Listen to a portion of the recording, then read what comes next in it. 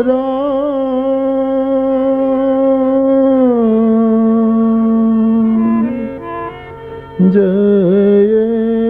जय राम।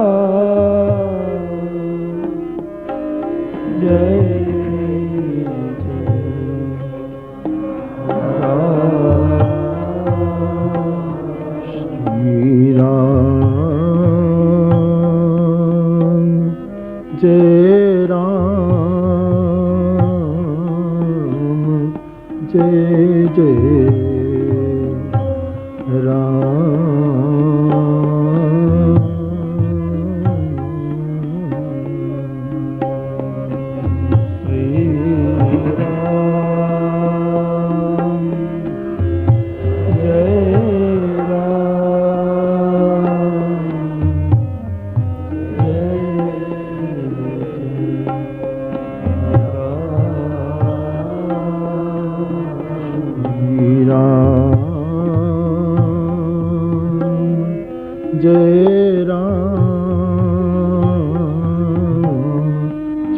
जय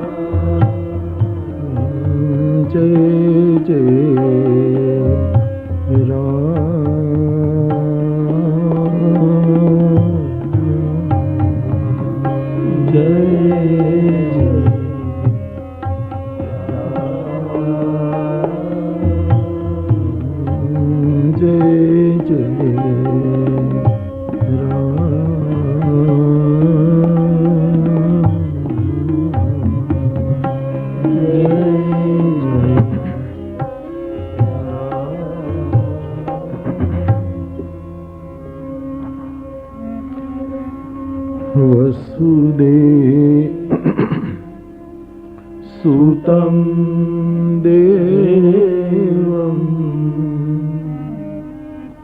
कंस चाणूरमर्दनं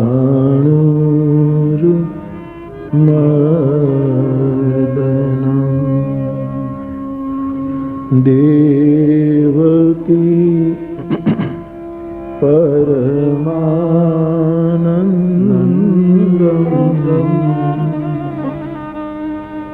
कृष्णं वन्दे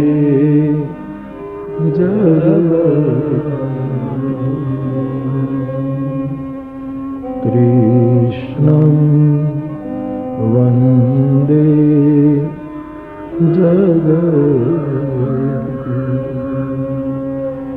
कृष्णं वन्दे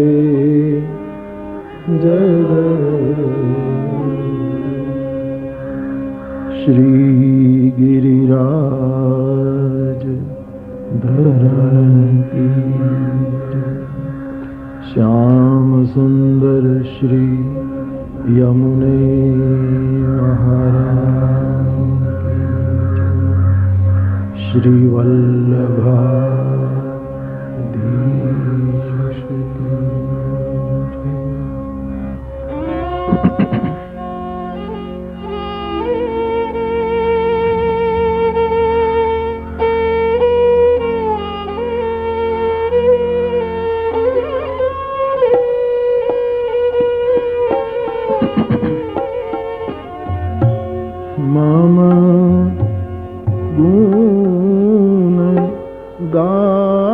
गावत पुलक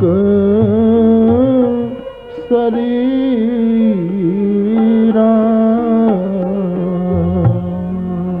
मम गावत पुलक शरीरा मम गुण गावत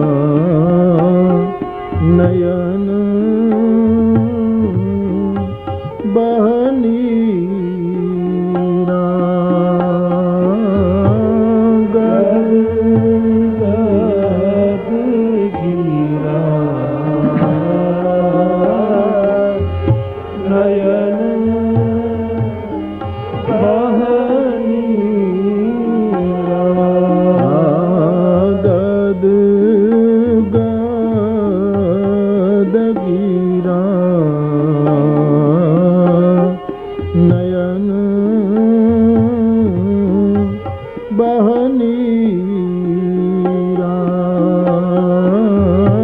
गद गद गिरा नयन बहनीरा आम आदि मददम्भान जाके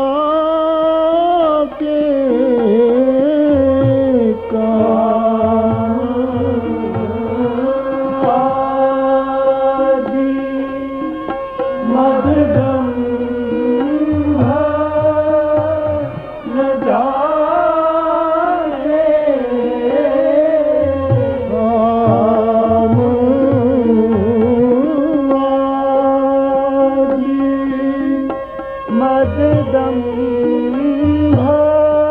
मददम्भान जाके काम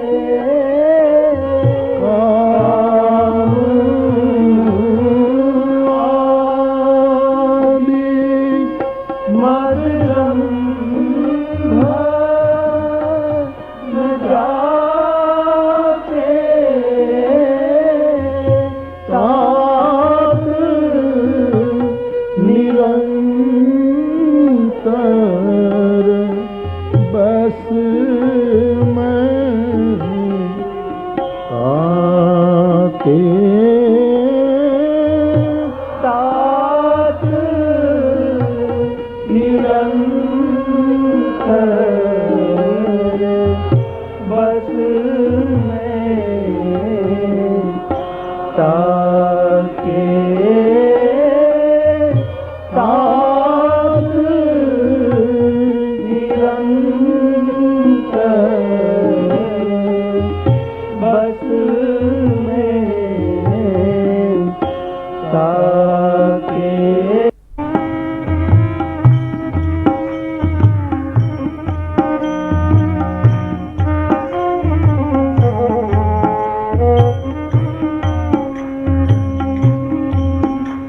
सुख पाया सुख पाया रहमत तेरी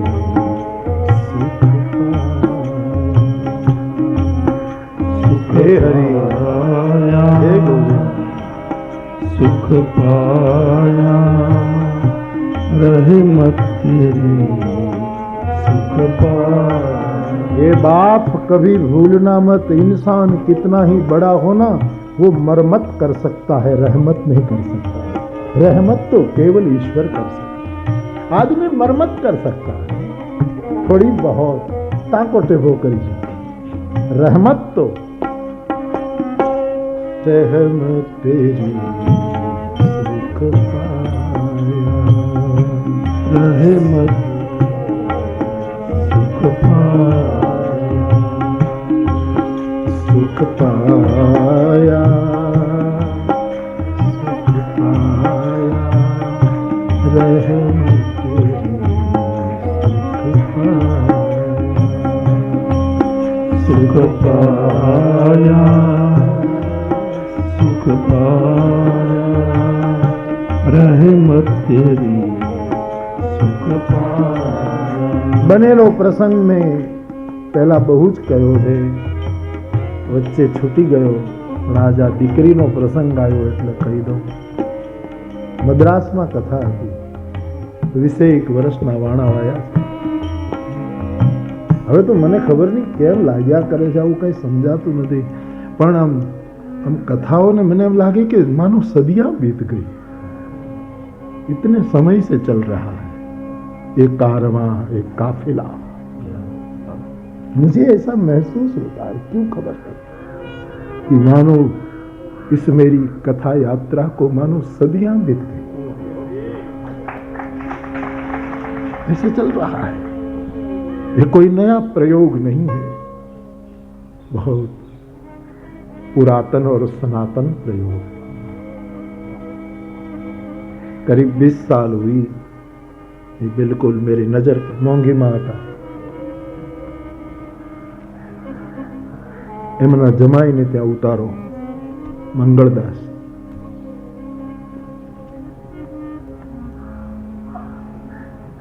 હું રોજ મારા ઉતારેથી કથા સ્થળે જાઉં. મારે મૌન હોય લગભગ, એ વખતે હતું કે નહીં મને ખબર નહીં, પણ હું કાચની અહીંયાની મોટરની બારીમાંથી આમ જોયા કરું રસ્તાને. એમાં એક દ્રશ્ય હું રોજ જોતો. ગાડી જ્યાંથી નીકળે ત્યાં ફૂટપાથ ઉપર એક ઝૂંપડું, એમાં એક વૃદ્ધ બાપ 60 વર્ષનો અને એક 8-9 વર્ષની દીકરી. ત્રીજી કોઈ વ્યક્તિ નહીં. રોજ હું જોઉં અને પછી તો બીજે ત્રીજે દિવસ પછી મને ટેવ પડી ગઈ. જેમ વૈષ્ણવોને હવેલીમાં મંગળાના દર્શન કરવા વગર ન રહેવાય, એમ મને ફૂટપાથ ઉપર ન જોઉં તો મને મારી કથા થોડીક અધૂરી લાગવા માંડી.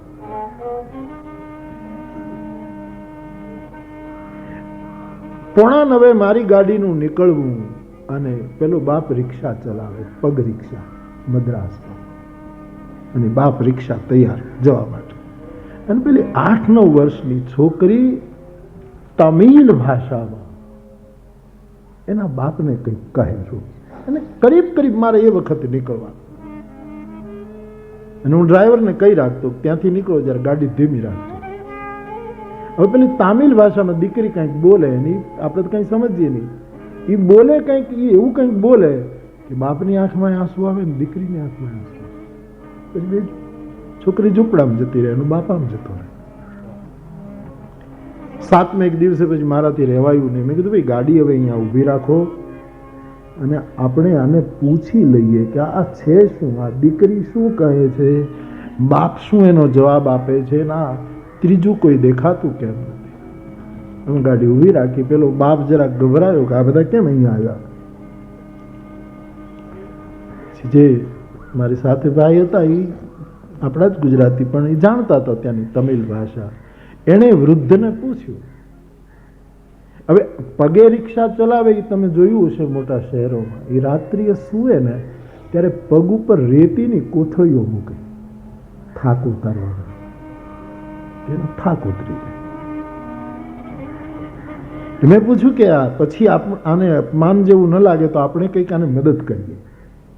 પણ એને પૂછો કે આ બાપ રોજ જાય છે રિક્ષા ચલાવીને, ગુજરાન ચલાવી તો દેખાય છે, એને વિધુર લાગે છે, એક સંતાનમાં દીકરી લાગે, પણ આ બંને શું વાત કરે છે એ મારે જાણવું. અને એ ભાઈ એને પૂછ્યું એટલે પેલા એ કીધું કેમ તમારે જાણવાનું, એની ભાષામાં એને સમજ્યું. બીજું કંઈ નહીં, હું સવારમાં રિક્ષા માટે નીકળું છું ને તો આ દીકરી રડતી રડતી એમ કહે, બાપા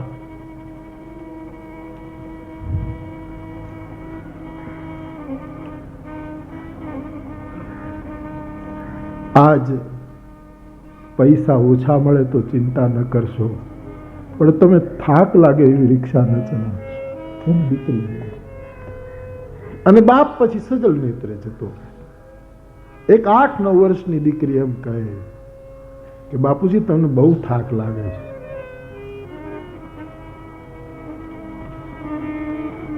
અને તમને બહુ થાક, આપણે થોડુંક ઓછું ખાઈ લઈશું. આમ છોકરી બોલે એમ પેલા મને ભાષાંતર કર્યું આમ કે મારી દીકરી મને રોજ આવું કહે કે આપણે ઓછું ખાઈશું, આપણે 2 જ જણા છીએ ને. અને છોકરી ત્યાં સુધી બોલતી કે હું મોટી થઈ જઈશ ને તો હું ભણીશ નહીં, હું તમને મદદ કરીશ. મારા બાપને જાજી મહેનત. આ છે બાપ અને દીકરીનો સંબંધ. એટલા માટે દીકરી દેવું વસ્તુ નથી.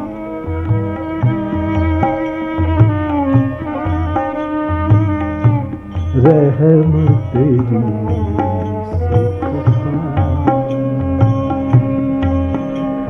सुख पाया, सुख पाया, रहम तेरी સુખ પાયા. અને મને તો એમ લાગે કે આ પુસ્તક જો બરાબર સાસુઓ વાંચશે તો ઘણી દીકરીઓના કષ્ટો ઓછા થઈ જશે. દીકરીનું આવું મહત્વ છે, એને પોતાની દીકરી યાદ આવશે અને પરિણામે ઘણા સંબંધો બગડે છે એ અટકી પડશે. અને ગ્રંથોનું આ જ કામ હોવું જોઈએ, જે તૂટતાને જોડે. આમ તો ગ્રંથનું અધ્યાત્મ જગતમાં એવો નિયમ છે કે ગ્રંથ એ કહેવાય અધ્યાત્મ જગતમાં જે નિર્ગ્રંથ કરે, મને તમને અનેક પ્રકારની જીવનની ગાંઠોથી મુક્ત કરે, એને ગ્રંથ કહેવાય. પણ વ્યવહાર જગતમાં એવા ગ્રંથોની જરૂર છે કે જે છૂટા પડી ગયા હોય, એની વચ્ચે ગાંઠો આવી ગઈ, એને જોડી ગઈ. રહેમ તેરી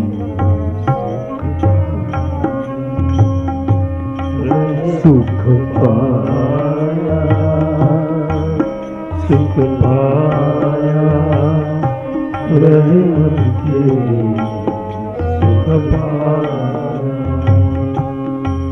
સદા नानक की अरदास.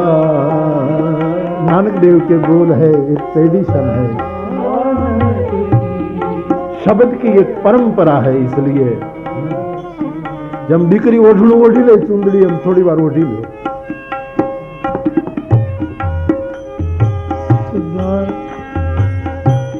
नानक की अरदास, सदा नानक की अरदास, सदा नानक की अरदास, सदा नानक की अरदास.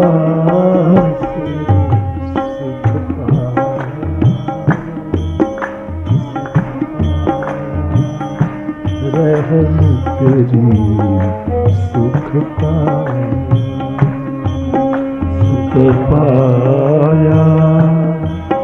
सुख पाया, रहमत तेरी सुख पाया. हरे कृष्ण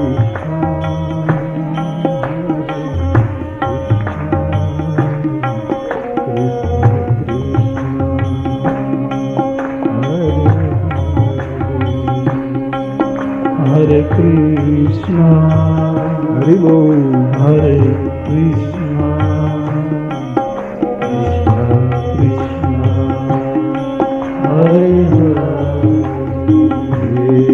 हरे राम, हरे राम,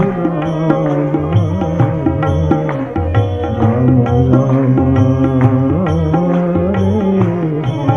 हरि बोल. हरे राम, हरे राम. कुछ क्षणों के लिए भगवान नाम का हरे हरे, हरे कृष्णा, हरे कृष्णा,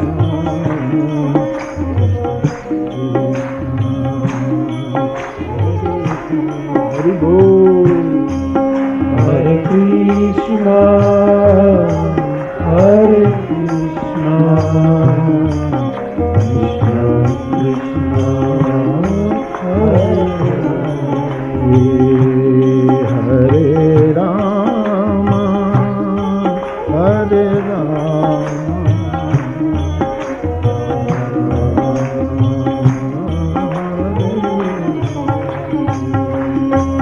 हरे राम, हरे राम.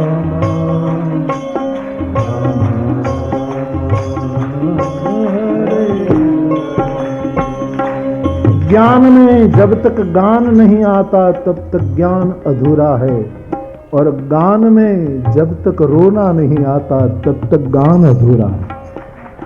ये गोपी गीत का यही तो क्रम है बाप.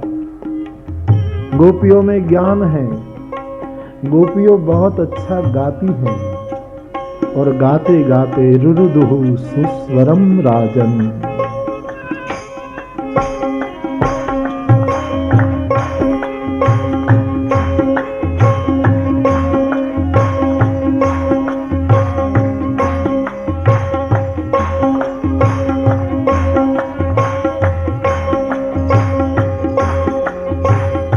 कृष्णा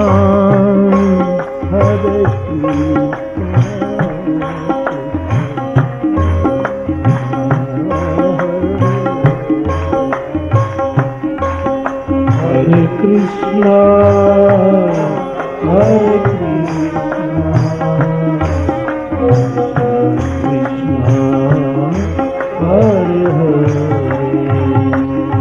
हरे राम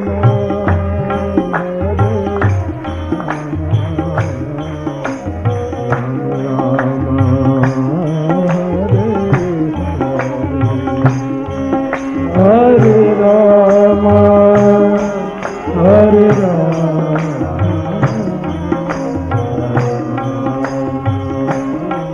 हरे हरे। मैं अनुभव के साथ कहना चाहता हूं, बड़ी विनम्रता के साथ।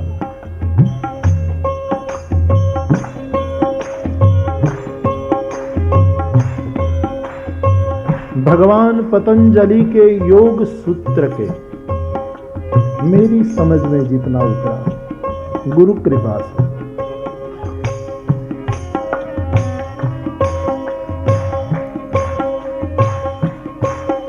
छोटे छोटे सूत्र पतंजलि के योग सूत्र के सत्य प्रतिष्ठायाम क्रिया फलाश्रयत्वम अहिंसा प्रतिष्ठायाम तत्सन्निधौ वैर त्याग आदि आदि चैतन्य महाप्रभु ने 500 साल पहले योग सूत्र के करीब 70% सूत्र केवल हरि नाम से सिद्ध कर लिया।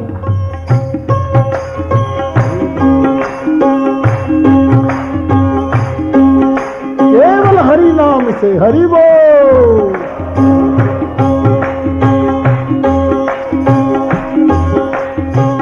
सत्य को भी हरि नाम से सिद्ध किया, अहिंसा को हरि नाम से। जितने जितने पतंजलि तो वैज्ञानिक है ना, बड़े बड़े विद्वान लोगों ने, बड़े बड़े महान लोगों ने, बड़े बड़े बुद्धिमानों ने कबूल किया। बुद्धिमान यानी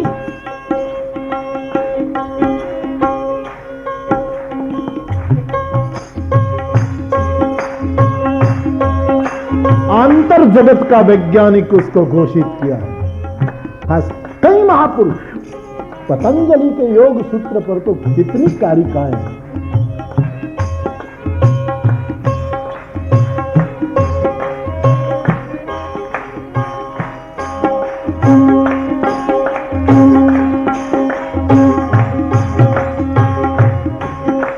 भीतर के जगत का बिल्कुल गणित देने वाला आदमी भगवान पतंजलि के सूत्रों को 500 साल पहले चैतन्य महाप्रभु ने सभी ग्रंथों को गंगा में बहाकर केवल हरि नाम के साथ सिद्ध किया।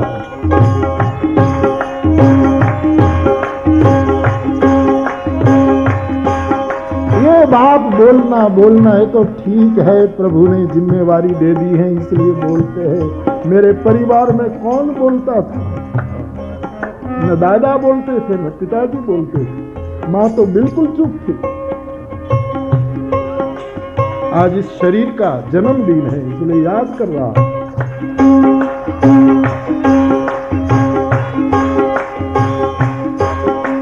तलगा जरडा का राम जी मंदिर जहाँ जीर्णोद्धार हो चुका है, वहां बैठे बैठे कभी कभी दादाजी तुम त्रिभुवन गुरु वेद बखाना, वो देहातियों के सामने महाभारत और रामायण कहते थे। कहां वो मुखर थे।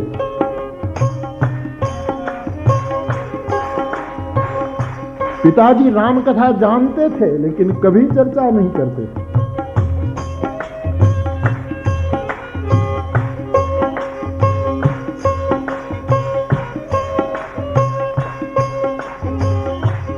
और मां ने तो राम नाम के सिवा और कुछ कहा ही क्या किसी को।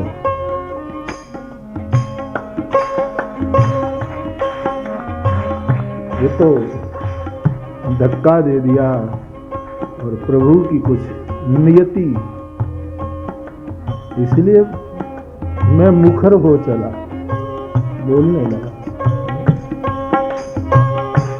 ये बोलता तो हूं, घंटों तक बोलता हूं, बोलता रहूंगा।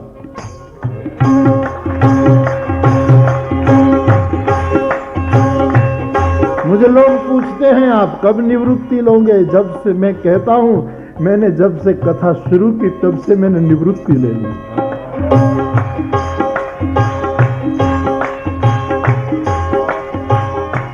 સંત પ્રીતમદાસજીએ લખ્યું જે ગુજરાતનો અખો કહેવાય.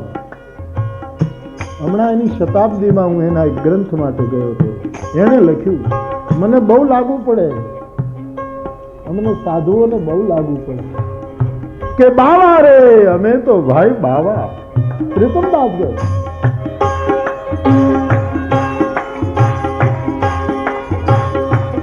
બાવા રે અમે તો ભાઈ બાવા, હાથમાં માળા ને હરિના ગુણ ગાવા.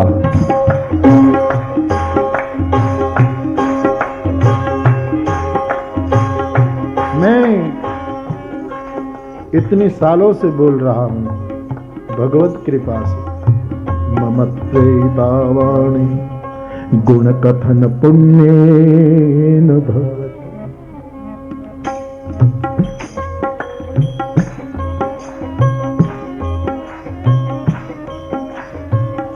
कोई श्रम नहीं है मुझे, कोई थकावट नहीं है मुझे, लेकिन मैं सार जरूर समझ रहा हूं कि बोलना बोलना बोलना बोलना उसका अंतिम सार तो है हरि नाम. सुखावसाने इदमेव सारम, दुखावसाने इदमेव ज्ञेयम्, देहावसाने इदमेव चाप्यम्. गोविंद दामोदर.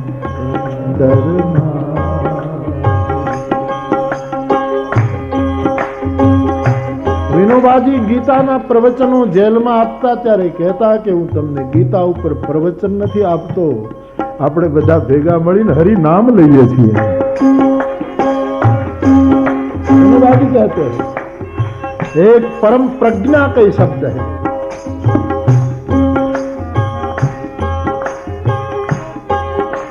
इसलिए बात ये बोलना, बिलग बिलग विषय पर कहना, जो समझ में आए बोलना ठीक है. नायमात्मा प्रवचने न लभ्यो, भगवती श्रुति भगवती कहती है.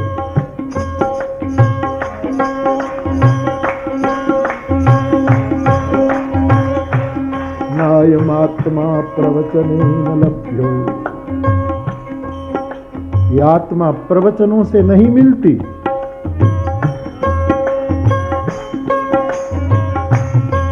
लेकिन मैं कहता हूं प्रवचनों से नहीं मिलती, लेकिन आत्मा कथा से मिलती है. कथा प्रवचन नहीं है. जो बोले सो हरि कथा, कथा तो हरिनाम संकीर्तन है.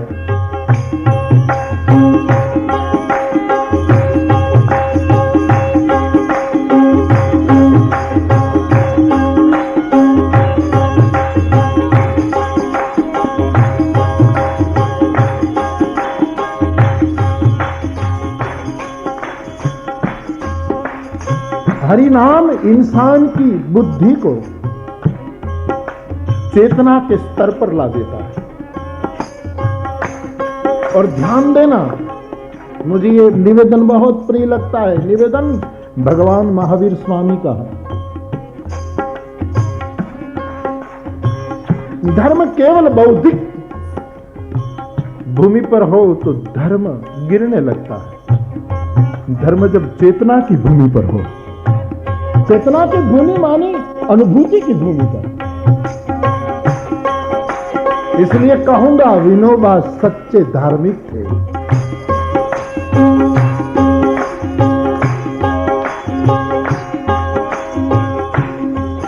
तो कुल मिलाकर सार है हरि नाम.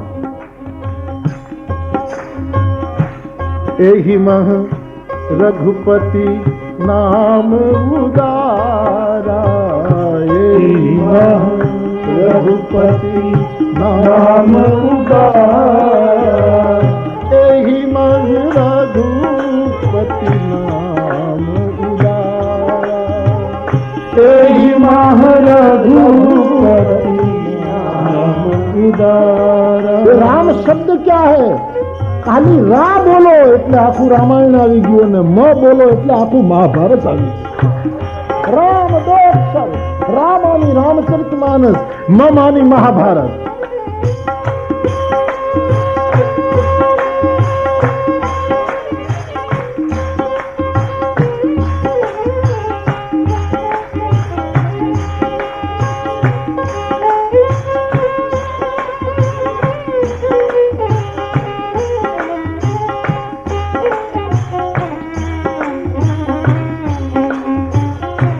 हरि नाम लो बात. और मैंने तो एक बार गुरु पूर्णिमा में किसी संदेश में कहा था कि मेरे जीवन का एकमात्र संदेश है आंसू. हरि नाम के साथ गद गद गिरा नयन बहनीरा, गद गद गिरा नयन बहनीरा, गद गद गिरा नयन बहनीरा, गद गद गिरा नयन बहनीरा. मैंने एक दिन आपको कहा कि लोग कहते बाबू करताल बजाने लगे आप. मैं कहता हूं बस अभी एक तारा बाकी रहा, अभी तंबूरा बाकी रहा. तारा सुंदर वाजिंत्रो मित्रों ने दई दे दे. ए भाई, तारा सुंदर वाजिंत्रो मित्रों ने दई दे दे. तारा हंसोना टोळाમાં સહુને ઘેળવજે, પણ રહેજે તું તારે કાગ એકલો. તારા હંસોના ટોળામાં સહુને ઘેળવજે, અને બસ રહેજે તું તારે કાગ એકલો. तारा सुंदर वाजिंत्रो मित्रों ने दई देजे, लई लेजे तारो तंबूर एकलो. हरे कृष्णा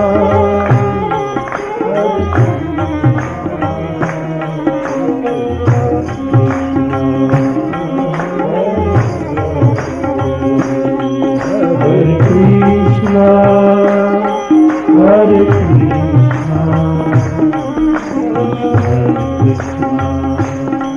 Hare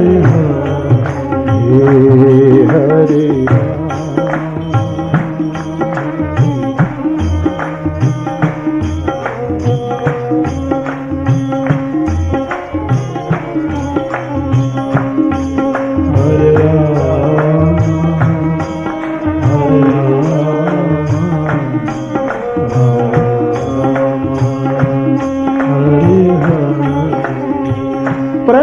दशा में कोई हरि नाम गाएगा, उसको कोई जहर के इंजेक्शन दे दे, जहर का इंजेक्शन काम नहीं कर सकता.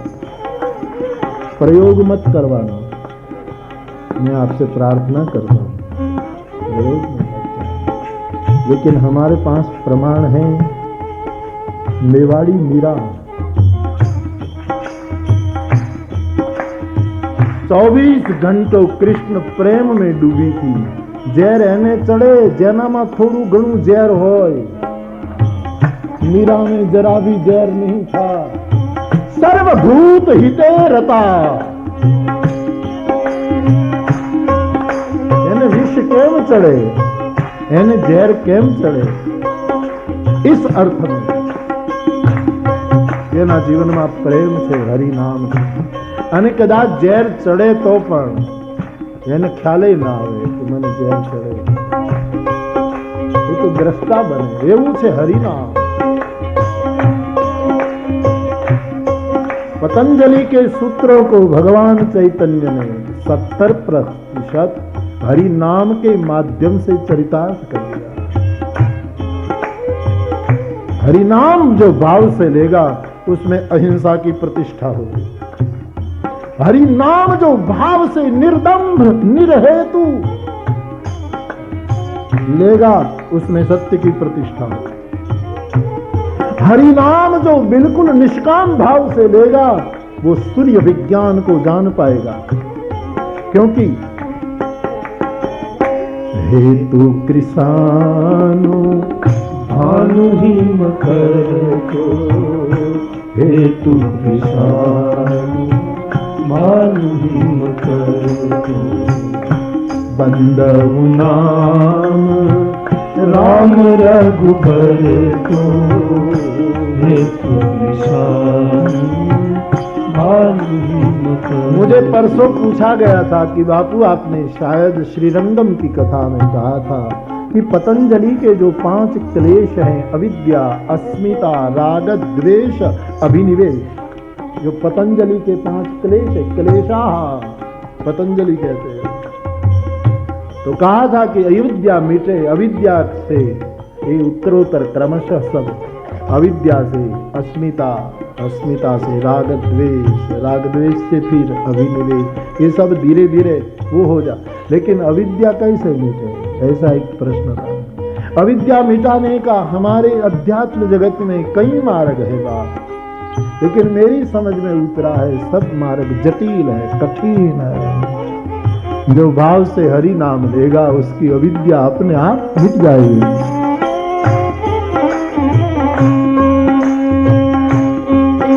अविद्या मिटाने का नाम एकमात्र सरल उपाय हरि नाम है। हरि नाम से मिटती है अविद्या।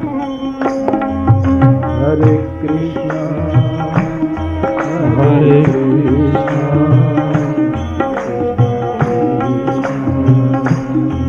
हरे हरे कृष्णा हरे कृष्णा कृष्णा कृष्णा हरे हरे राम हरे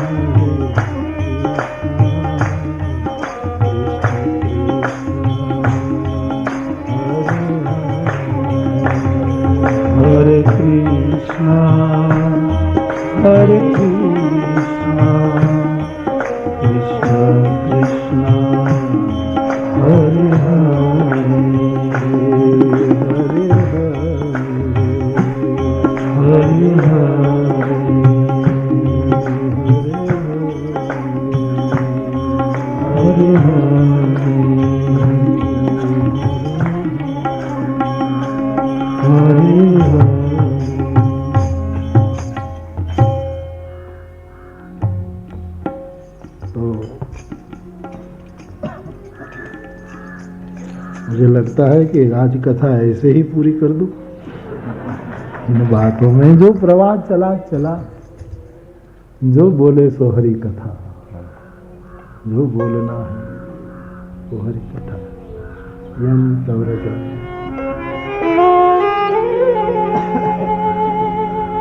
यम प्रव्रजन मनुपेत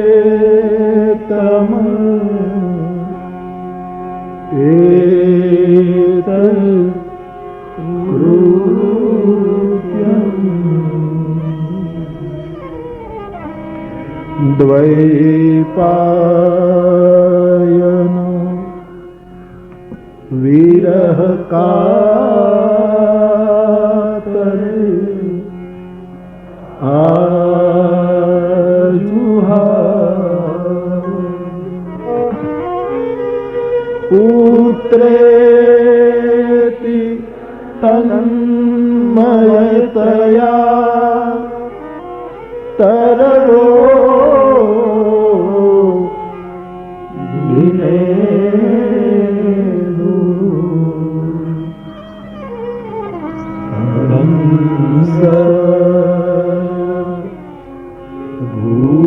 भूत हृदयं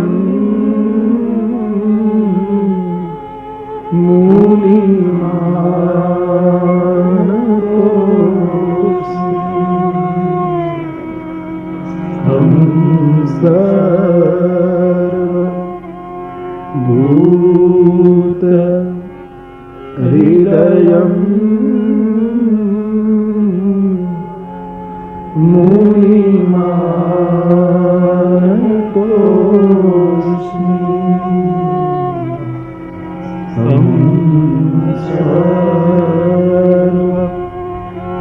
सर्वभूत हृदयं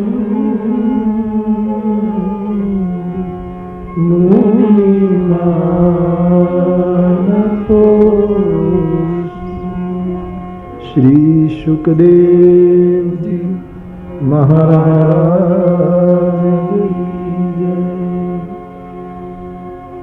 आइए फिर वो गंगा का तट, शुकदेव जी की बोली सुनने के लिए, जहां का प्रवाह भी धीर गति से चलता था। एक और पतित पावनी गंगा,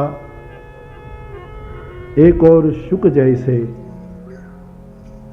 अवधूत के मुख से निकलती भागवती वार्ता, और तीसरी उनकी करुणा। तीन गंगाएं मिली हैं भागवत में। भागवत अद्भुत है, अद्भुत है। श्रीमन महाप्रभु जी श्रीमद् वल्लभ ने कहा, शक्ति बीज है। ध्यान दो, वल्लभाचार्य कहते हैं शक्ति बीज है। बीज क्या है इस पूरे संसार का? शक्ति। फिर शक्ति का कोई रूप लो आप, बुद्धि रूपेण, कृपा रूपेण, दया रूपेण, विद्या रूपेण, शक्ति का कोई रूप लो, गायत्री, अंबा, भवानी, जो लो, हाँ? सरस्वती। लेकिन वो है बीज, श्रीमन महाप्रभु जी। वेद है वृक्ष। वेद कहां से आए? शक्ति से। वेद कहां से प्रगटे? वेद माता हम लोग कहते गायत्री, मां से प्रगटे, शक्ति से प्रगटे। तो शक्ति बीज है, वेद वृक्ष है। वल्लभाचार्य महाराज कहते हैं भागवत उनका फल है। भागवत फल है। और इनमें रास पंचाध्यायी की कथा इस फल का रस है। रसहीन फल कौन काम का?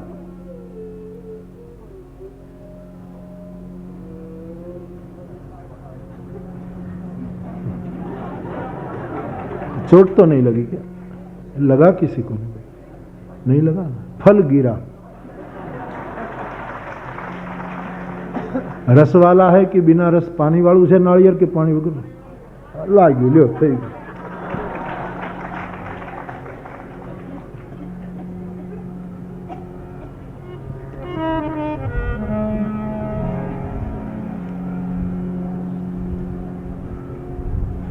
ભાઈ આજ તો કઈ વાંધો ના આવ્યો, પણ કાલે જરા કેવા નાળિયેર જે પાકવાની તૈયારી હોય એને, નહીતર કોઈક પાકેલા શ્રોતા ઉપર પડશે તો. એટલે ભાઈઓ વૃદ્ધ શ્રોતા ચોટ લગ શકતી હોય. માણસને ચોટ લાગે ત્યારે નાળિયેરનું પાણી પીવાય, પણ નાળિયેર જ તોડી નાખે તો જાવું ક્યાં? માણસને ઘા લાગે ત્યારે નાળિયેરનું પાણી પીવાય, પણ માજી જો નાવ ડૂબાય તો ફિર કોણ?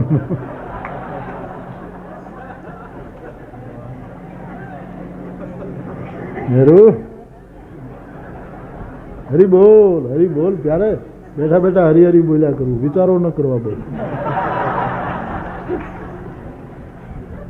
વિચારો જ કર્યો. જયારે બેઠો હોય ત્યારે મારે કેવું પડે ક્યાં ગયો તો ક્યાં જઈ આવ્યો, આમ સુરત આંટો મારી આવ્યો હોય આમાં.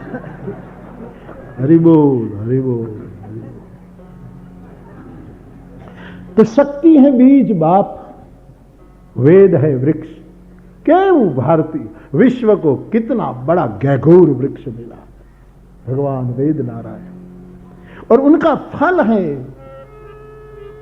आचार्य चरण कहते हैं श्रीमद् भागवत. और भागवत का 10वें स्कंद के ये जो प्रेम प्रकरण है सब, ये है रस, अमृत.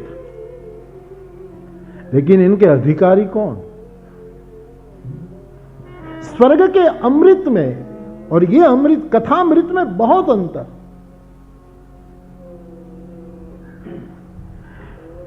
समुद्र मंथन से जो अमृत निकला है उसमें केवल देवता मथने वाले नहीं थे, असुर भी थे. सुर असुर मेघाणी कहू ना, सुर असुर ना आ नवयुगी उद्धि वलोने, अन शीछेर गतागम रत्नो ना कामी जनों ने, हैया लगी गड़वा गरल जट जावो रे बापू, अन सागर पिनारा अंजलि नव ढोल जो बापू, घनघोर वननी वाटने अजवाळ तो बापू, अने विकराल केसरियाळ ने पंपाळ तो बापू, चालो जजे तुझ भौमियो भगवान छे बापू. बीजी गोळमेजी परिषद અને મેઘાણીભાઈ છેલ્લો કટોરો મોકલેલો. ભાગવત પ્રમાણ છે. અમારે વિખુદાનભાઈ પાસે હું ગૌડાવ્યા જ કરું. દેવને દાનવ જન્મથી જુદા, હા, જન્મથી, સ્વભાવથી, વૃત્તિથી, વર્તનથી, ખોરાકથી કેવા જુદા. દેવને દાનવ જન્મથી જુદા, પણ સ્વાર્થ કારણે એક થશે અને નાશ થશે આ જંતુ જલધીનો, એનો ખ્યાલ નહીં કરશે. એવી આ મંથનની ગોળીને તળિયે ઝેર હશે તો નીકળશે, ને કાં જગ સળગીને ભસ્મ થશે, ને કાં આમાંથી કોઈ જટાધર મહોક્ષ ખટવાંગમ પરશુરજનમ ભસ્મ ફણીનો કપાલી ચેતીયમ તવ વરદ તંત્રોપકરણમ, કોઈ એવો જટાધર બેઠો થશે. પણ બાપ कथामृत और समुद्र मंथन से निकला अमृत, इनमें बहुत बुनियादी फर्क है. तव कथामृतम तप्त जीवनम कवि भिरीडितम कलमशापहम श्रवण मंगलम श्रीमदातम भुवि गृणन्ति ते भूरिदा जना. लेकिन समुद्र मंथन से निकला अमृत और ये कथा का अमृत, उसमें अंतर है. समुद्र मंथन से जो अमृत निकला वो मंथन में सुर और असुर दोनों है.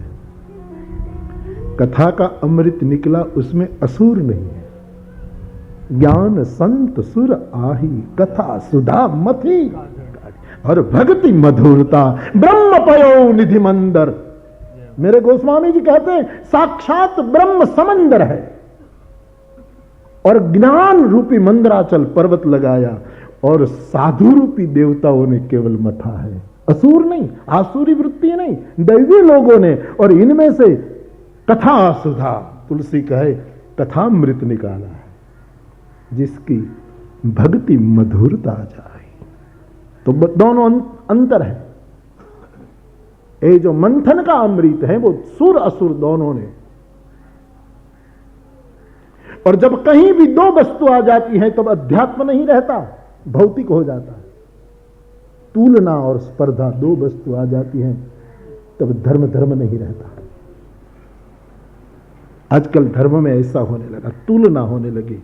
आना चेला केटला, आना केटला, आना फॉलोअर्स केटला, आना केटला, आने केटला हम कह रहे, आना केटला, स्पर्धा और तुलना, वहां अध्यात्म समाप्त हो जाता है। देवताओं ने समंदर मंथन किया, असुरों ने, इसमें तुलना भी थी और स्पर्धा भी थी, और परिणाम यह आया कि वो अमृत तो निकला, और अमृत जैसी महान वस्तु पाने के बाद भी अमृत, हम लोग अमृत के पुत्र हैं। भारत का ऋषि कहता है हमको अमृत समीपे ले जा, अमृत के पास जाने की मांग है हम लोगों की। उसी अमृत ने पंक्ति भेद करवाया। समंदर मंथन का जो अमृत है उसने पंक्ति भेद करवाया, अमृत पंक्ति भेद करवाए, फिर तो या तो जहर का आश्रय ले, कोई चारा नहीं बचा है। अमृत जब, इसलिए समंदर मंथन से निकला अमृत इतना उत्तम अमृत नहीं, क्योंकि उसने पंक्ति भेद करवाया। पंक्ति भेद प्रभु कर से, हरि पंक्ति भेद कर। एक कथा का अमृत है, वो ब्रह्म रूपी समंदर को ज्ञान से मथना पड़ता है। कोई ज्ञान से, कोई अनुभूतियों से, कोई अपनी प्रज्ञा से, जो सदगुरु के द्वारा दीक्षित हो चुकी हैं, ऐसी प्रज्ञा से, ज्ञान से, वेद से। वेद शब्द आता है हमारी परंपरा में तो लोग समझते हैं वेद यानी ग्रंथ। हां, ग्रंथ का रूप है, इसके में कोई बाकी वेद का अर्थ कोई ग्रंथ नहीं है। वेद का अर्थ है ज्ञान। वेद मानी ज्ञान। एक लोकगीत की पंक्ति में ज्ञान मिले तो समझना वो वेद है। मानस की चौपाई से ज्ञान मिले तो समझना वो वेद है। सहजोबाई की पंक्ति से, दादू की पंक्ति से, कबीर साहब से, नरसिंह से, मीरा से, बुद्ध से, महावीर से, किसी से भी हमें और आपको ज्ञान मिले तो समझना ये सब वेद है। वेद माने केवल ग्रंथ नहीं। हम उसकी ग्रंथ के रूप में पूजा करें, हमारा गौरव, हमारा बड़भाग है, लेकिन वेद का संकुचित अर्थ नहीं होना चाहिए। वेद मानी ज्ञान, सवेदविद, वेद मानी ज्ञानी। तो ज्ञान से ब्रह्म को मथा किसी ने, और किसने मथा? साधु ने, संतों ने, साधु रूपी दैवी गुण वाले लोगों ने इसको मथा। साधु शब्द मेरा बहुत प्यारा शब्द है, बहुत प्यारा। हम उसी में है इसलिए नहीं, लेकिन साधु शब्द ही ऐसा है। साधु साधु साधु। तो साधु रूपी देवताओं ने, जहां कोई आसुरी तत्व नहीं, जहां कोई स्पर्धा नहीं, जहां कोई तुलना नहीं, जहां कोई पूर्वग्रह नहीं, जहां कोई पक्षपात, कोई सामने वाला पक्ष, केवल साधु वृत्ति से, अनुभव के मंद्राचल से, ज्ञान के मंद्राचल से ब्रह्म को मथ डाला। और फिर जो अमृत निकला, इसका नाम है कथा सुधा। कथामृत निकला, जिसकी मधुरता है भक्ति, प्रेम। तो देवताओं वाला अमृत तकरार कराता है, एक कथा वाला अमृत तकरार नहीं कराता, पाप का इकरार कराता है। आदमी को निखालस बना। मेरे गोस्वामी जी कहते हैं, जाकी कृपा लवलेश ते मति मंद तुलसी दास हूं मैं, ऐसा हूं मैं, ऐसा हूं मैं, ऐसा हूं। हमने कह तो दिया। यह है कथामृत का प्रभाव। हमने कह तो दिया, हम बुरे लोग हैं, हमने कह तो दिया, बुरे लोग हैं, अब तो यकी हो गया, बुरे लोग हैं, अब तो यकी हो गया, बुरे लोग हैं। तेरी पाकीज़गी पे इन तोहमत लगे है हरि, है परम तत्व, तुम्हारी पवित्रता को कहीं हमारे कारण कलंक न लग जाए। तेरी पाकीज़गी पे न तोहमत लगे, इसलिए हमसे दामन बचा। बुरे लोग हैं हमसे दामन बचा, बुरे लोग हैं दामन बचा,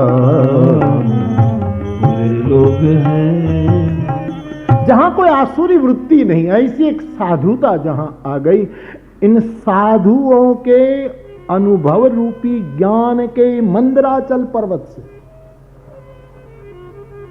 पर्वत तो स्थूल होता है, स्थिर होता है, जड़ होता है, हा?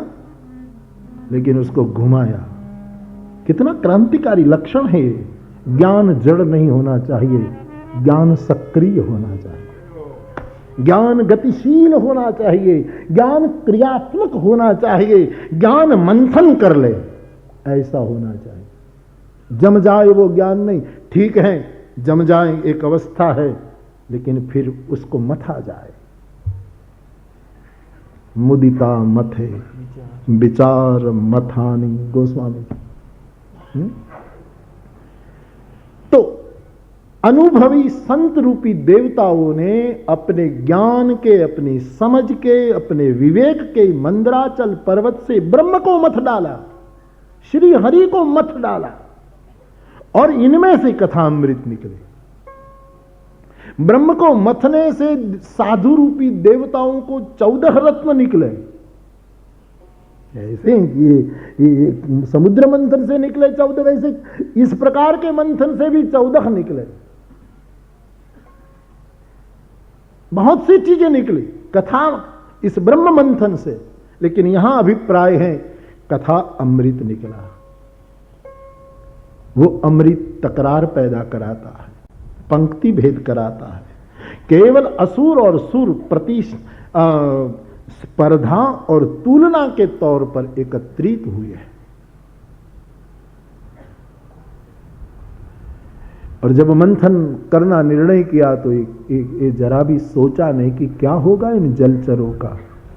कथा का अमृत बिना किसी को कुछ वो किए आदमी को जोड़ने वाला। इसीलिए कथामृत की महिमा, ये हम कथा कहते इसीलिए नहीं, ये गोपी बोली इसलिए मैं उसकी व्याख्या कर रहा हूं। हम तो क्या कथा करें, लेकिन गोपी कहते। तो कथा का अमृत कुछ विशिष्ट है।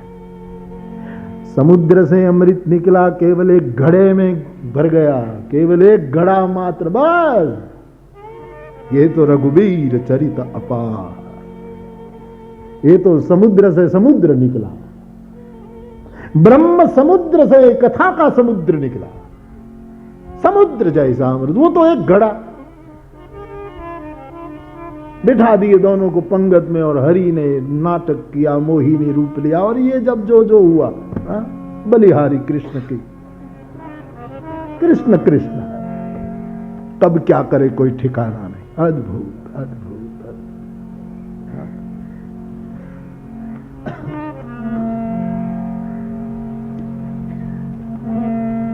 वो अमृत पंक्ति में बिठाकर पिलाया गया और उसमें चालाकी कर दी गई।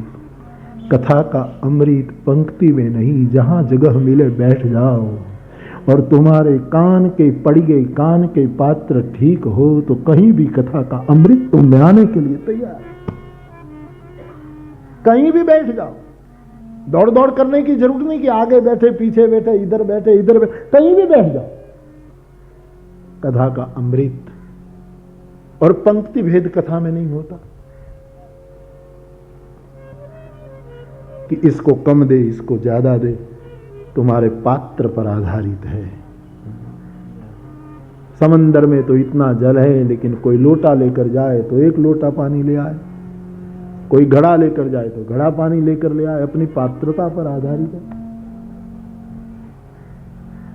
कथा में 2 घंटे 3 घंटे आओ तब, हाँ मैं समझता हूं कि पहले जिम्मेवारी हमारी है बोलने वालों की, लेकिन श्रोताओं की तो भी बहुत जिम्मेवारी है,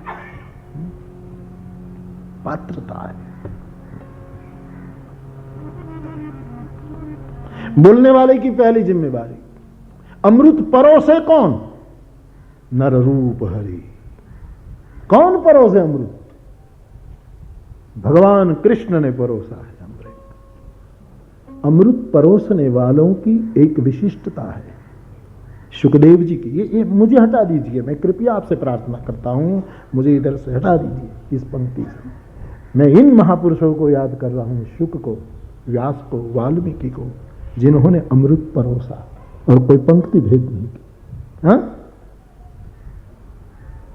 किसी को अन्य कोई चालाकी नहीं की। इन कथा के अमृत को बांटने वाले महापुरुषों ने कोई चालाकी नहीं की, कोई छल बल नहीं किया। समरूप में सबको बांटा, लेकिन फिर भी किसी ने लिया किसी ने न लिया, अपने पात्रता के कारण। तो आप तो प्रश्न नहीं उठाएंगे, लेकिन मेरी व्यासगादी उठा लेगी प्रश्न। प्रसंग आया कि कथा तो अमृत है, साधु रूपी देवताओं ने ब्रह्म को मथा ज्ञान रूपी मंदराचल से और कथा का अमृत निकाला, लेकिन उसको परोसे कौन? बूरीदा जनाः। कथा गाने वाले इसको परोसते हैं, तो फिर कथा गाने वाले जो परोसते हैं अमृत, उसकी कोई लायकात? कौन परोसे? किसको अधिकार है? तब कथामृतम के ये सब रहस्य है बाप।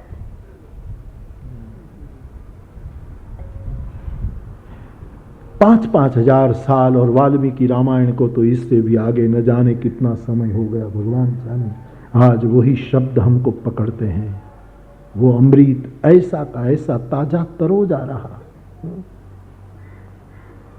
ये जो क्यों हमको छूता है? क्योंकि परोसने वाले महान थे, जिसने परोसा है। कभी शुक ने, कभी तुलसी ने, सभी महापुरुषों ने ऐसे परोसा। परोसने वाले का पहला कर्तव्य। फिर पात्र लेकर आप सब बैठे, उनका भी एक कर्तव्य।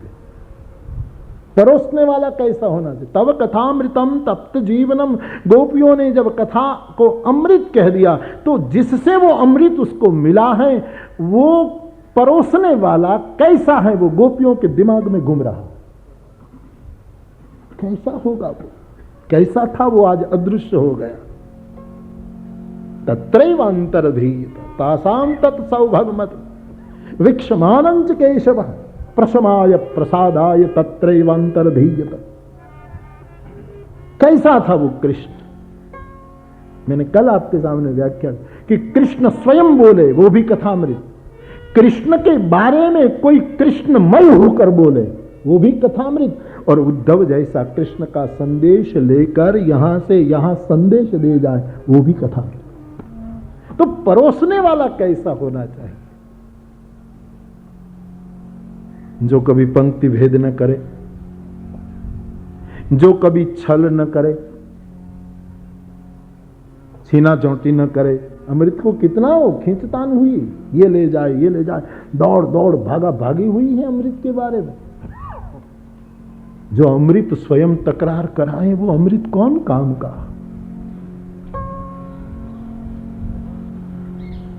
नहीं कि મને બહુ ગમે છે એટલે બાપ ગવડાવ્યા કરું છું। હા, કાગ અવરના અમૃત ઝૂંટીને જે પેશીએ એ બધા પહેલા મરશે।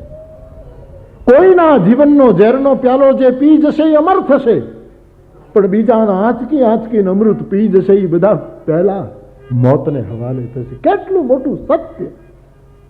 જડ પેલું અમી અમર કરશે, પણ અભય નહીં આપી શકશે।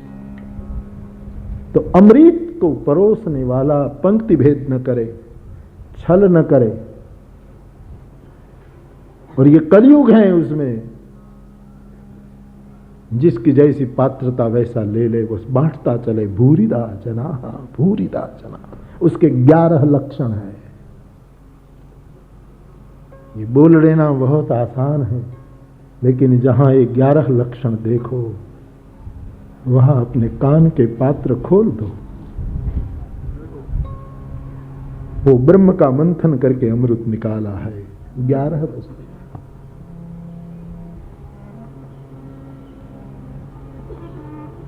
धर्मे तत्परता, मुखे मधुरता, दाने समुत्साहिता, मित्रे अवंचनता, अवंचकता, मित्रे अवंचकता। कितनी मधुर बात है, ऐसे लक्षण। गुरुर विनयता, एक एक लक्षण देख ग्रंथ 11 मिलाकर है। हम और आप सब, मैं आपके साथ चल रहा हूं, जहां 11 बातें दिखाई दें वहीं से अमृत प्राप्त करें, वहीं से अमृत को। धर्मे तत्परता, मुखे मधुरता। जिस व्यक्ति की धर्म में तत्परता हो वो अमृत बांट सकता है। धर्ममानी में जब जब धर्म शब्द आता है, क्योंकि आजकल लोगों की मानसिकता ऐसी हो गई है कि धर्म शब्द आया ही नहीं और लोगों ने एक रूप बना लिया कि तिलक होगा, माला होगी, ऐसा कपड़ा होगा, ऐसा होगा, मंदिर होगा, देव ऐसा। ये जरूर उनका भी एक पक्ष है, लेकिन धर्म का मतलब इतना नहीं। धर्म मानी उपनिषदों के मुताबिक गगन सिद्धांत, आकाश जैसा धर्म।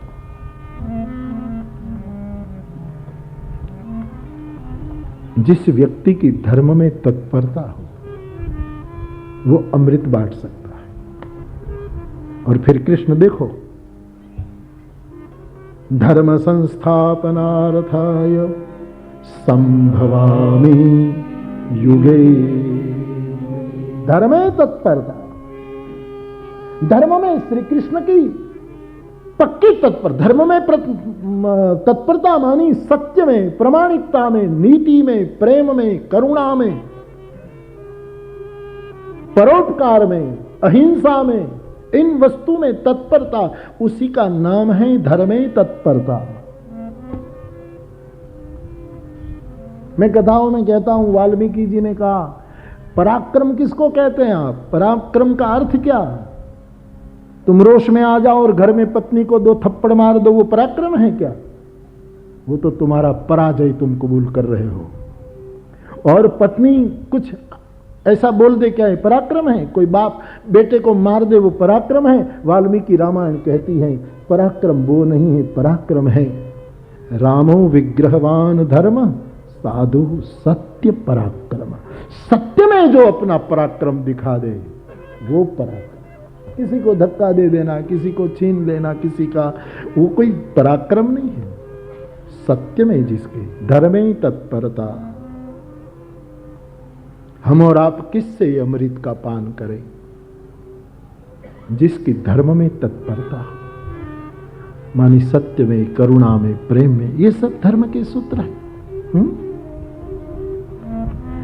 धर्मे तत्परता, मुखे मधुरता।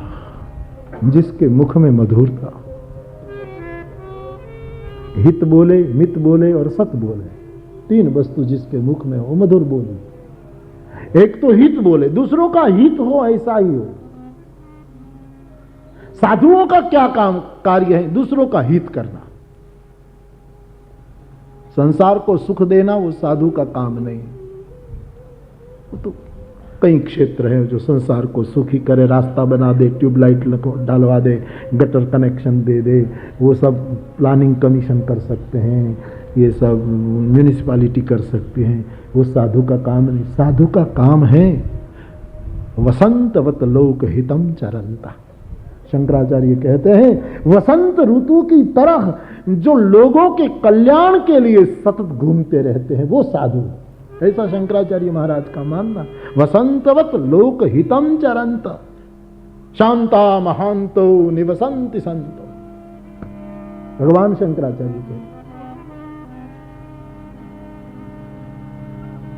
हितकारी बोले और मित बोले, टुका बोले, कम बोले, ज्यादा नहीं, अकारण दीर्घसूत्री न हो। हितकारी बोले, संक्षेप में बोले और सत बोले। ये है मुखे मधुरता।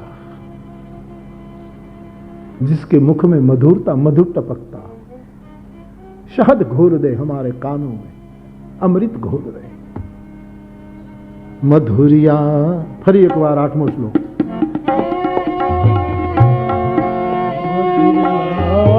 गिरा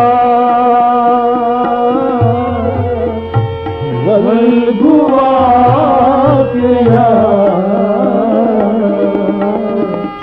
बुध मनोज्ञया पुष्करे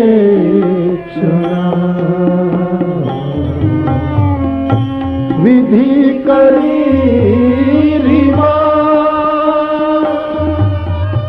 वीरयति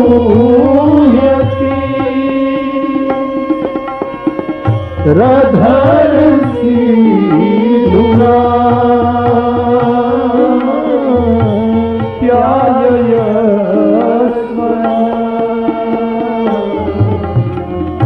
तव कथामृतम्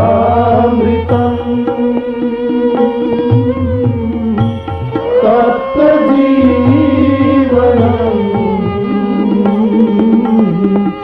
कविभिरीडम्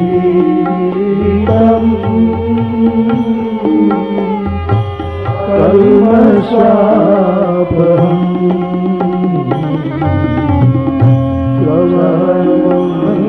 श्रवणमङ्गलम् श्रीमदारतम्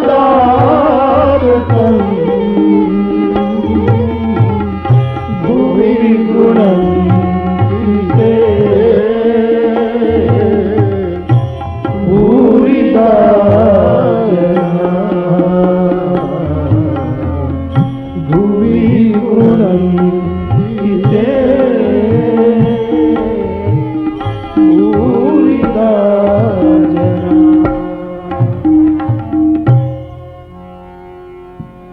धर्मे तत्परता मुखे मधुरता। जिसके मुख में मधुरता ही हो, कभी कर्कश बोली जिसके मुख से निकले ही नहीं, कोई कुछ भी कहे तो भी उनके प्रति मधुर भाव ही बहे। यह है अमृत वितरकों का लक्षण, जो अमृत बांटता है। अमृत तो मिल गया ब्रह्म पयो, लेकिन बांटे कौन? पंक्ति भेद करने वाला तो नहीं। 11 सूत्र है बाप। हम और आप कहीं धोखे में ना आ जाए, इसलिए शास्त्रकार खोल खोल कर बात कर देते कि तुम पहचानो ठीक से, तुम देखो, पक्का करो।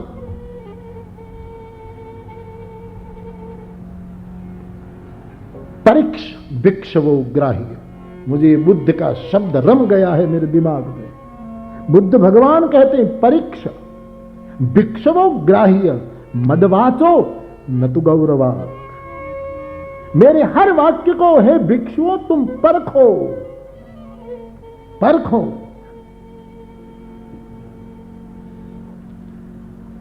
परखंदारे कोई 2500 साल पहले जो बुद्ध ने कहा वो हमारा सौराष्ट्र का है। कोई कवि कहे बिल्कुल समान सूत्र। कहां बुद्ध, कहां गांव की भाषा में कहिए तो एक बुद्धू आदमी, लेकिन समसूत्र। परखंदारे कोई आदल नीरखंदारे कोई आदल जी परखंदारे कोई आदल नीरखंदारे कोई आदल जनन जनन जनन जन जालरूरा जनन जनन जनन जन जालरूरा जनन जनन जनन जन जालरूरा। जिसने परख लिया आत्म तत्व से, उनको वो अनाहत नाद की दुनिया सुनाने लगी, हर तरफ बजने लगी आज सैकड़ों शहनाइयां। परखंदारे कोई खंडारे कोई आदन जन जन जन जन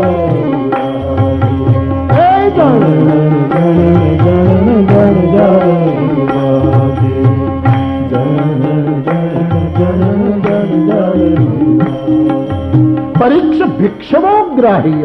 बुद्ध, हे भिक्षु, मेरे हरेक वाक्य को तुम परीक्षण करना, परखना, फिर ग्राह्य करना। मदवाचो न तु गौरवात। बुद्ध भगवान है, इतने बड़े हैं, वो जो बोले ले लू, नहीं। मेरे गौरव के कारण हर शब्द को मत पकड़ना, तेरी बुद्धि से उसको परखना। ये बहुत हम परख सके, इसलिए महात्माओं ने हमारे सामने स्वरूप प्रकट कर दिया कि ऐसा हो, वहीं से अमृत लेना। वो अमृत का वितरक है, वो अमृत का दान कर सकता है। तो धर्मे तत्परता मुखे मधुरता। मुख में मधुरता। कि कई लोग ऐसे इतना सुंदर बोलेंगे, थोड़ा बोलेंगे, लेकिन कितना सुंदर बोलेंगे। घना बोले,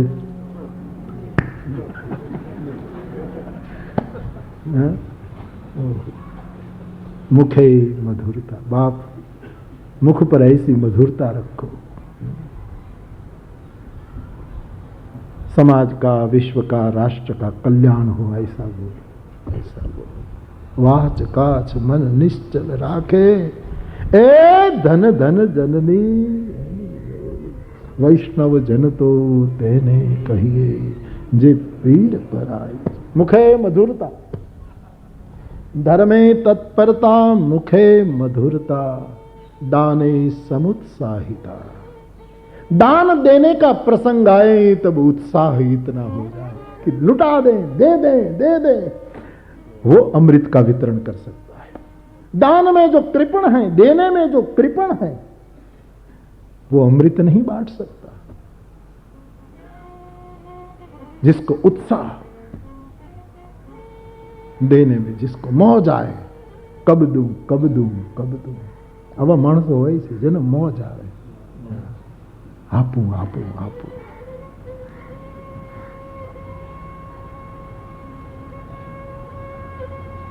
दाने समुत्साहिता, बहुत उत्साह जिसको।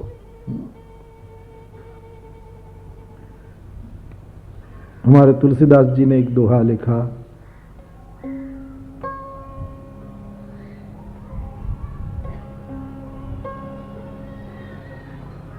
देत परत गुरु पाए। रण में लड़ने के लिए जाना हो, गुरु को प्रणाम करना हो, किसी को देना हो, उस समय जिसको पुलकावली न हो उसका जीवन निरर्थक गया। देत परत गुरु पाए। रन भीरत देत परत देत गुरु पाए। ऐसे सूत्र गोस्वामी जी ने दोहावली राम। जिसको देना है, लड़ने आदमी जाए और उस समय हम रुवाड़ा बैठा न था, उसका लड़ना क्या हो? लड़ने के लिए, देश के लिए, राष्ट्र के लिए जब योद्धा, महाभारत का भीष्म देखो, हाय हाय हाय। जूनागढ़नी केसर केरी ने फाड़ी ने बे फाड़ा करो, फाड़ा ने आम भीष्म ની આંખોની સામે રાખો તો ફાડા ફાટી પડે। હે ભીષ્મ की आंख, કેરીના ફાડિયા જેવી આંખો કે ને ગુજરાતા, ભીષ્મ की आंखें કर्ण पर्यंत। આમ એને અત્યારે બધા લીટા કરે છે, લીટા નહોતા કરવા પડતા।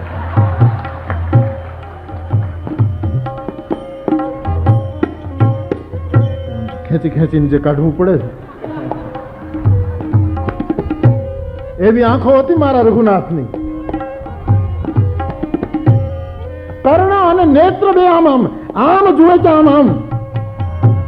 आंखों की वो महिमा थी।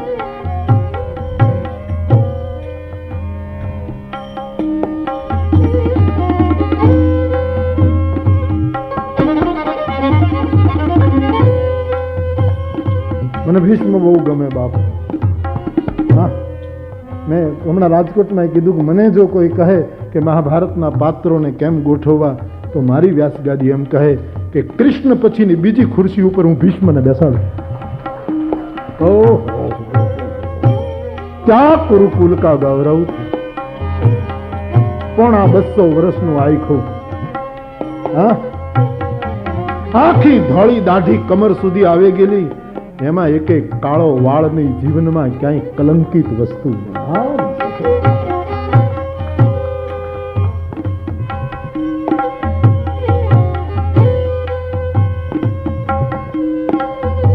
ધર્મરાજે કીધું, દાદા તમે आप इच्छा मरण है, इच्छा मृत्यु है.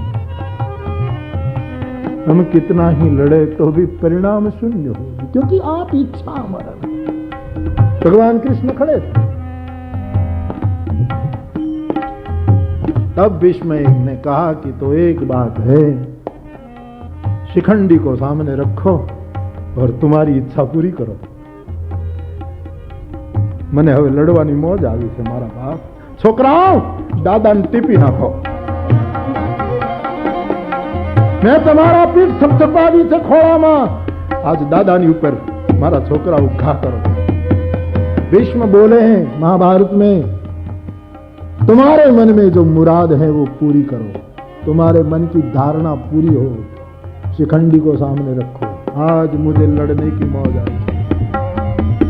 और फिर आप महाभारत की कथा नकों से परिचित हैं. गंगा का बेटा शिखंडी पर कैसे बाण छोड़ सकता, अपने मौत का उपाय खुद बता रहा. रणभीरक. ऐसे महापुरुषों से ये धरा अलंकृत है, सुशोभित है ये धरा. फिर तो आप जानते हैं भीष्म गिरे, 56 दिन तक बाण की शैया पर रहे. 56 दिन बाण शैया पर.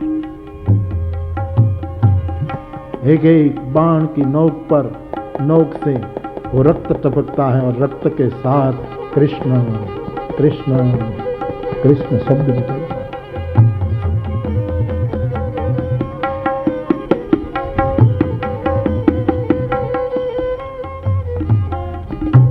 पूरे महाभारत में भीष्म की मां गंगा बहुत कम दिखाई देती है.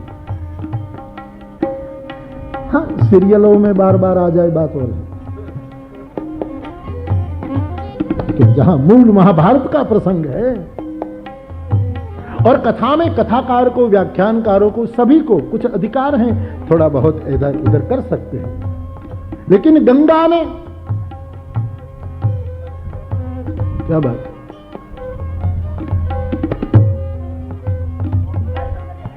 लाइट बंद कर.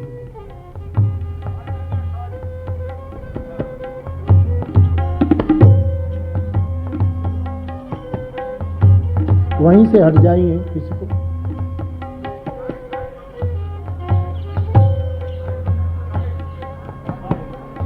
किसी को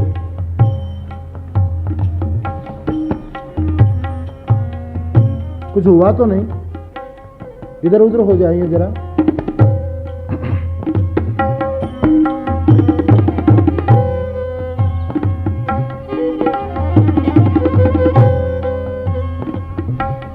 भीष्म को जन्म देने के बाद गंगा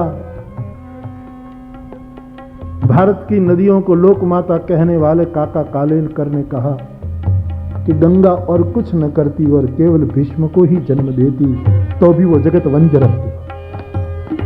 आहा, केवो दीकरो दुनिया में आते. हाँ, तो लेकिन मुझे कहना यह है, मुझे बहुत स्पर्श करता है प्रसंग, इसीलिए जब भीष्म का पतन हुआ,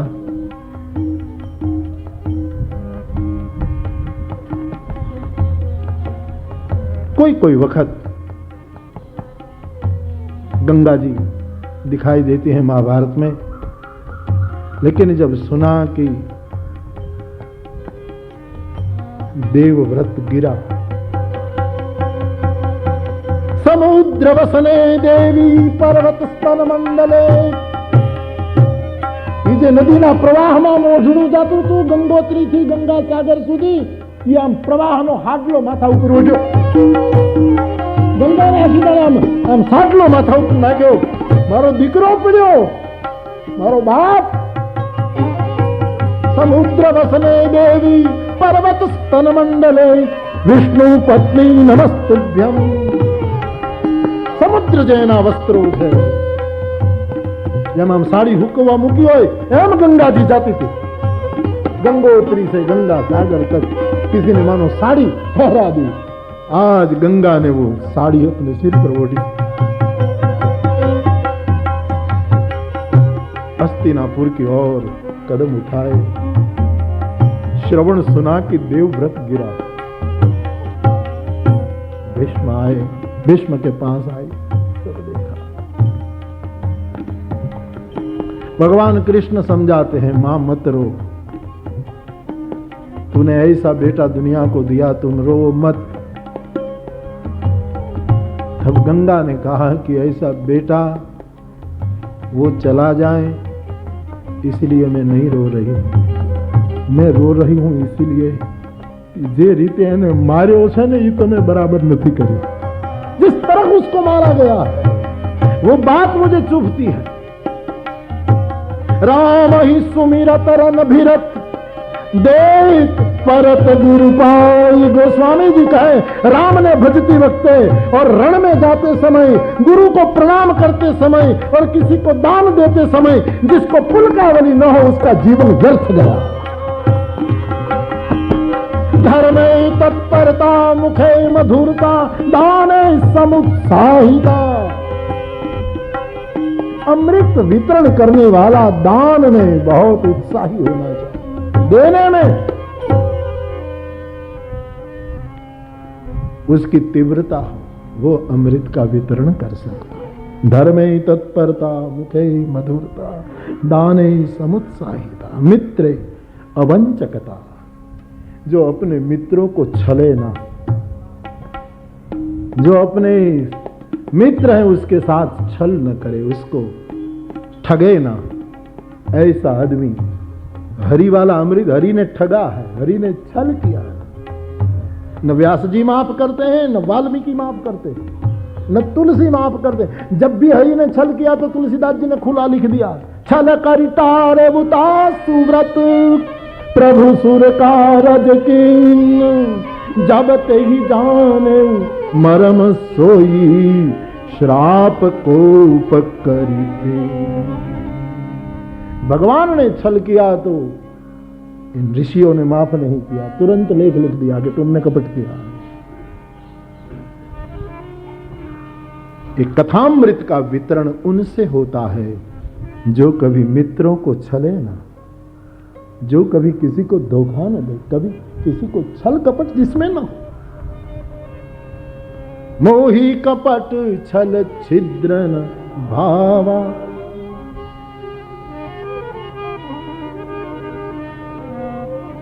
उससे कथामृत वितरित नहीं होता। तो मित्रों से जो छल कपट न करे वो ही वितरित कर सकते। गुरु विनयता, जिससे पाया है उनके चरणों में जिसका विनय प्रणिपात, जिस जहां से मिली संपदा वो सतत याद हो। हरि थोड़ा भूला जाए तो भूला जाए, लेकिन जहां से संपदा पाई वो सदगुरु भूला न जाए, हरि भूला जाए। ये हमारे देश की कुछ परंपराएं ऐसी है। राम तजो सहजो बाई, वो कहती है मैं राम को छोड़ सकती हूं, मेरे गुरु को नहीं छोड़ सकती। अपनी अपनी निष्ठा को गुरु ना विसारू। राम तजो गुरु ना विसारू। गुरु के सब हरि को न निहारू। गुरु के सब हरि को न निहारू। राम तजो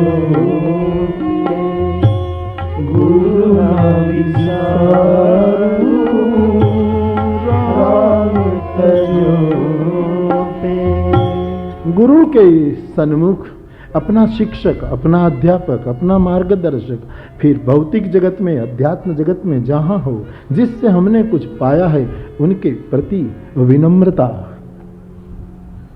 विनय, ये सदैव रहना चाहिए। ये पाकिस्तान का वो कौन, मैं नाम भूल गया, जिसको भौतिक विज्ञान में नोबेल प्राइज मिला था, उसका गुरु बंगाल का था, उसके गुरु अपने, उनके पास वो पढ़े थे जब हिंदुस्तान वो नहीं था। और फिर नाम में भूल गया उसका, गंगा प्रसाद या कुछ ऐसा कुछ नाम है उनके गुरु, जिसके पास वो प्राइमरी हाई स्कूल या कॉलेज यूनिवर्सिटी में पढ़े थे। वो नोबेल प्राइज मिलने के बाद कहते हैं वो नोबेल प्राइज लेकर पहले इनके गुरु के पास गए, भारत आया, और वो वयोवृद्ध 80-90 साल की उम्र, हाथ कप रहा, उसको पता भी नहीं, भूल भी गए हैं कितने छात्र पढ़े थे अपने हाथ के नीचे, खबर भी नहीं। नोबेल प्राइज लेकर पहला वो वहां गया और चरण छुआ, पाकिस्तान।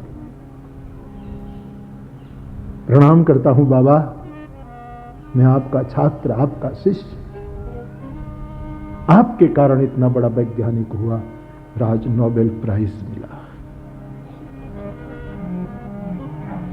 गले लगा लिया, प्यार करने लगे, कपता हाथ उनके सिर पर घूमने लगे, वृद्ध आंखों में अश्रु बहा।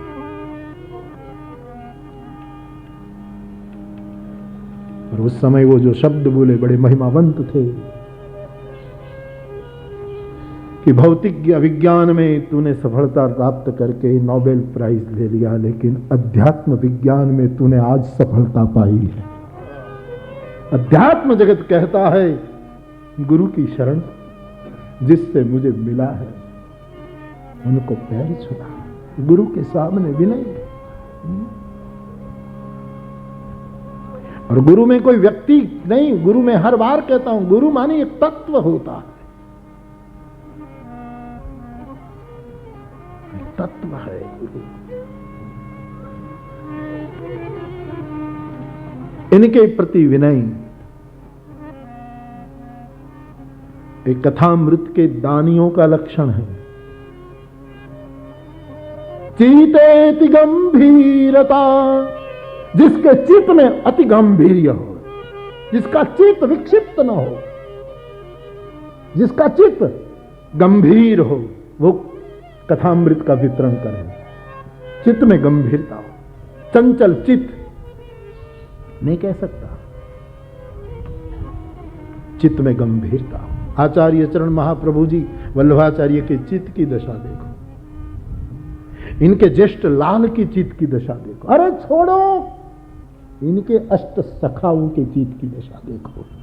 अष्ट सखाओं ने जो कीर्तन किया, इन लोगों की चित्त सूरदास से लेकर नंददास तक की चित्त की अवस्था देखो। चीतेति गंभीरता, धर्मे तत्परता, मुखे मधुरता, दाने समुत्साहिता।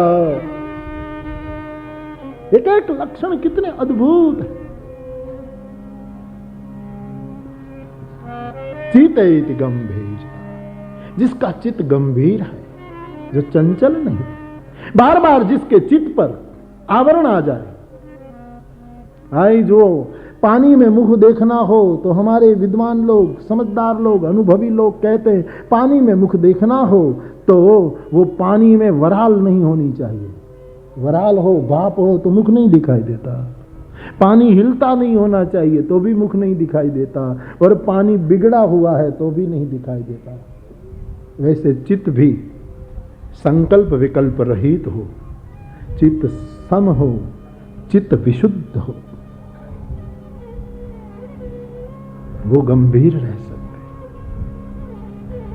भीतरी स्वभाव जिसका गंभीर हो, चीते अति गंभीरता लिखा है, अति गंभीर, चीते गंभीरता, अति गंभीर, वो है कथामृत वितरण करने वाले का लक्षण जो कृष्ण में है। आचारे शुचिता गुणे रसिकता। हाय हाय हाय। आचारे शुचिता गुणे रसिकता। आचार में पवित्रता, हर चेष्टा, हर कदम पवित्रता से भरा हुआ है। कीचड़ में पग दे तो कीचड़ कमल हो जाए। शाखों को तुम क्या छुआए, कांटों से भी खुशबू आए। कीचड़ में पैर रखे और वहां कमल हो जाए, जहां कदम रखे वहां तीर्थ पैदा हो जाए। आचार शुचिता, जिसके आचार में लबालब पवित्रता भरी है, बिल्कुल पवित्र जिसके आचार में भरा है। गुणे रसिकता, जहां भी गुण मिले उसमें रसपूर्वक उसका ग्रहण कर। कहीं भी संत हंस गुण गाही पाय, हरि भारी धिकार। संत हंस गुण गाही पाय,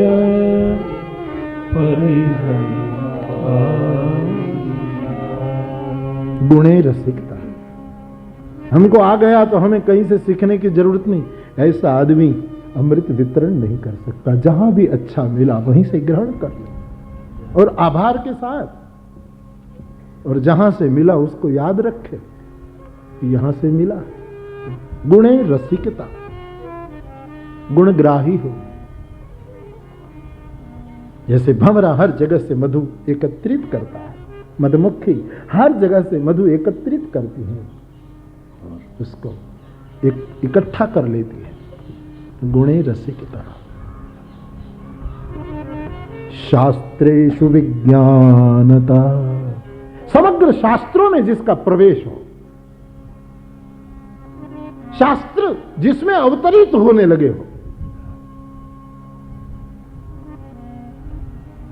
शास्त्र की जानकारी अनुभव पूर्ण होने लगे जिसमें, यह भी एक लक्षण है। शास्त्र में जिसकी पूर्ण जागृति, पूर्ण जानकारी हो, वो कथामृत का वितरण करे। रूपे सुंदरता शिवे भजनिता, जिसका रूप सुंदर हो, वो मोहिनी वाला नहीं, समंद मंथन से निकला और मोहिनी रूप लिया, वो तो वंचक रूप था, लुभाने वाला मोहिनी। मौलिक रूप जिसका सुंदर हो, जिसकी आंख यानी जिसकी दृष्टि, जिसके विचार, जिसका सोच, जिसका चलना, जिसकी हर चेष्टा सुंदर हो। और यहां जब हनुमान जयंती के अवसर पर 3 दिन 4 दिन का अस्मिता पर्व हुआ था, तब मनुदादा दर्शक, मैं न भूलता हूं तो शुक्लदा, यशवंत बाबा शुक्ल, इन सभी ने यह गणित यहां बार बार दबाव के साथ रखा था कि सुंदरम कहां प्रकट होगा। सुंदरम के मां बाप कौन है? सत्यम और शिवम उनके मां बाप है, सुंदरम तो उनका बच्चा है। जब तक सत्यम और शिवम का गृहस्थाश्रम नहीं होता तब सुंदरम नामक बेटे का जन्म ही नहीं होता। रूपे सुंदरता, जिसके रूप में सुंदर, सुखदेव कितना सुंदर लगता है। अलक्षलिंगो निजलाभ तुष्टो वृतश्च बालेरवधूत वेश, कितना प्यारा लगता है सुखदेव।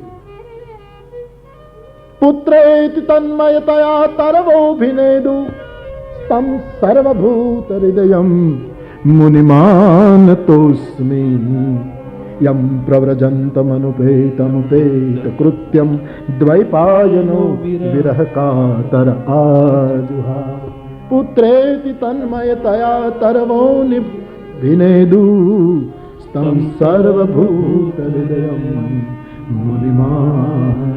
रूपे सुंदरता, मुख में मधुरता हो, वंचकता न हो, दानवीरता हो, धर्म में तत्परता हो, गुणों में रसिकता हो, आचार में पवित्रता हो, गुरु के प्रति प्रणिपात हो, विनम्रता हो, शरणागति हो, शास्त्रों में पूरा ज्ञान हो, रूप भी सुंदर हो, लेकिन अंतिम वस्तु न हो तो सब बेकार। शिवे भजनिता, शंकर का भगत हो, महादेव को भजता हो, हरि को भजता हो, हर को भजता हो, शिव को, कल्याण को भजता हो, संसार का शिव हो, कल्याण को जो भजता हो, इन लक्षणों वाला अमृत वितरण कर सकता है।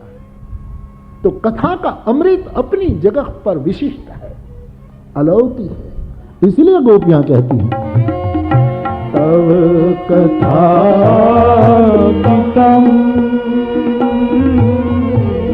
तप्त जीवनम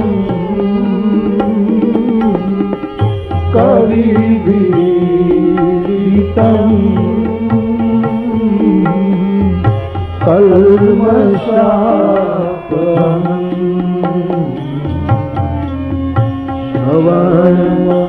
श्रवणमङ्गलम् श्रीमदाततम्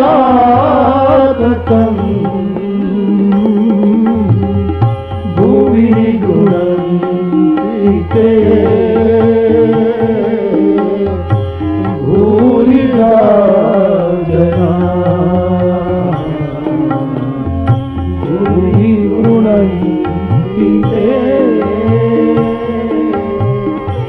भूरिदा जना।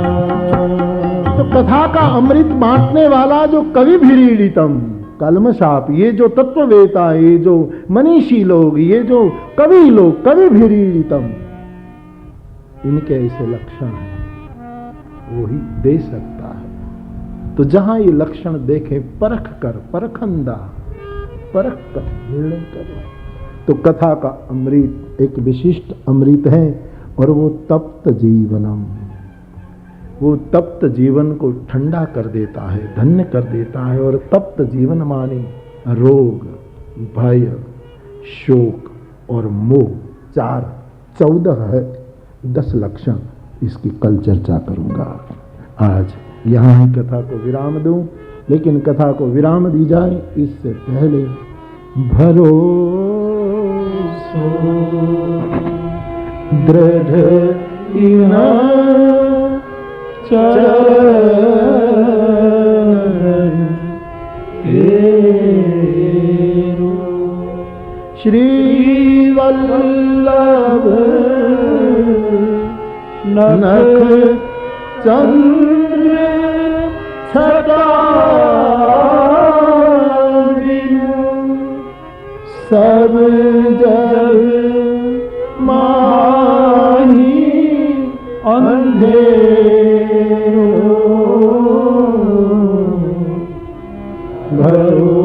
भरोसो दृढ़ इना चरण तेरो। श्री द्वारिकाधीश की, श्री गिरिराज धरण की, श्याम सुंदर श्री यमुने महारानी की, श्री वल्लभाधीश की, पवन तनय संकट हरण मंगल मूरति राम लखन सीता सहित हृदय बसहु सूरभु। बोलिए हनुमान जी महाराज की जय। तो आज की कथा विराम ले रही है। कल सायंकाल 4 बजे फिर आगे भाव और श्रद्धा के साथ। बोलिए रामचंद्र भगवान की जय। बालकृष्ण भगवान की जय। सद्गुरु भगवान की जय। ओ